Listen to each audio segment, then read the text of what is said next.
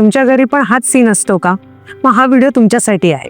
घोरणं म्हणजे काय? जेव्हा तुम्ही झोपता तेव्हा तुमचे थ्रोट मसल्स रिलॅक्स व्हायला लागतात आणि तुमचा नेसल पॅसेज जो असतो तो पार्शली ब्लॉक व्हायला लागतो. आता तुमचं एक घोरणं आहे ते अजून वाढायला काही कारणं असतात. एक म्हणजे तुमचं वजन जास्त असेल, ओबेसिटी असेल, किंवा तुम्ही खूप जास्त हेवी डाएट घेतलंय किंवा मद्यपान केलं असेल, तुम्हाला सर्दीचा त्रास असेल, किंवा तुम्ही रात्री झोपत असताना पाठीवर झोपत असाल. आता याला काही सिंपल उपाय आहेत. सगळ्यात म्हणजे नेझल स्ट्रिप्स. हे तुम्हाला कुठेही इझिली अवेलेबल होतात.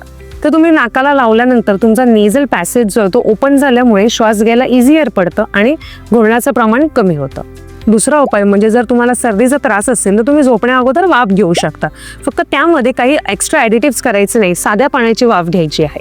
तिसरा उपाय म्हणजे तुम्ही झोपताना कुठल्याही कुशीवर झोपायचे, त्यामुळे तुमचे एअरवेज ब्लॉक होणार नाहीत. चौथा उपाय म्हणजे काही नेझल सलाईन स्प्रे असतात जे तुम्ही वापरू शकतात, पण डॉक्टरांच्या ॲडवाईस शिवाय तुम्ही ते वापरू नयेत. पण लक्षात ठेवा, तुम्ही जर जास्त घोरत असाल, तुम्हाला जर दम लागत असेल झोपताना किंवा दिवसभर थकवा जाणवत असेल तर तुम्हाला स्लीप ॲपनिया असू शकतो. अशा वेळी डॉक्टरांना कन्सल्ट करणं फार गरजेचं आहे. घोरणं हा एक हसण्याचा विषय नाहीये, कारण त्याने तुमची डेली लाईफ आणि तुमच्या सोबतच्यांची डेली लाईफ अफेक्ट होत असते. त्यामुळे काही छोटे छोटे चेंजेस आणि प्रॅक्टिकल टिप्सने तुमचा हा प्रॉब्लेम क्लिअर होऊ शकतो. थँक्यू.